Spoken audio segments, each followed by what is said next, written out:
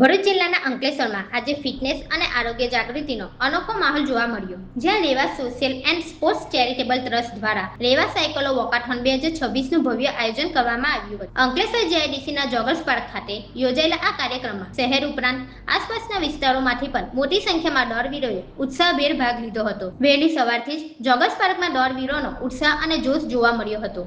આ વોકાથોનમાં દરેક વય જૂથને ધ્યાનમાં રાખીને 21.1 કિલોમીટરની હાફ મેરેથોન, 10 કિલોમીટર, 5 કિલોમીટર અને 3 કિલોમીટરની વિવિધ કેટેગરી રાખવામાં આવી હતી. નાના બાળકોથી લઈને યુવાનો અને વડીલો સુધી સૌએ ફિટનેસનો સંદેશો આપવા ઉત્સાહપૂર્વક દોડ લીધો હતો. કાર્યક્રમમાં અંકલેશ્વર ઉદ્યોગ મંડળના પ્રમુખ વિમલ જેઠવા, ઉદ્યોગ અગ્રણી NK નવાડિયા, પ્રબોધ પટેલ, મહેશ પટેલ, પૂર્વ નગરપાલિકા પ્રમુખ તથા માતોશ્રી ચેરિટેબલ ટ્રસ્ટના સંદીપ પટેલ અને નરેશ પુંજારા સહિતના મહાનુભાવો ઉપસ્થિત રહ્યા હતા. તેમના દોડવીરોને પ્રોત્સાહિત કરી કાર્યક્રમને સફળ બનાવ્યો હતો. આયોજકો દ્વારા સમગ્ર રૂટ પર સુરક્ષા, પીવાના પાણી, મેડિકલ ઇમરજન્સી સહિતની તમામ સુવિધાઓની ચુસ્ત વ્યવસ્થા કરવામાં આવી હતી. કાર્યક્રમ સફળતાપૂર્વક પૂર્ણ થતા ભાગ લેનાર તમામ સ્પર્ધકોએ આયોજનની મુક્ત કંઠે પ્રશંસા કરી હતી. ફિટનેસ, આરોગ્ય અને સામાજિક જાગૃતિનો સંદેશો આપતો આ રેવા સાયકલો વોકાથોન અંકલેશ્વર માટે યાદગાર બની રહ્યો.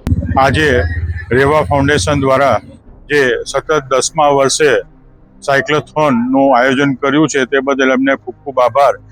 રેવા મેરેથોન તરફથી સતત દર વર્ષે આયોજન થઈ રહ્યું છે. એમાં જે હાલની જનરેશન મોબાઈલ યુગમાં વળી રહી છે, એમાં એક સાયક્લોથોન અને વોકેથોન એ બે મહત્વનું પાસું છે. આવનારા દિવસોમાં હું એમને વિનંતી કરું કે આ ઉત્તરોત્તરમાં જીઆઈડીસી અને અંકલેશ્વર વસાહતના લોકો ભાગ લે અને આને વધુને વધુ સફળ બનાવે.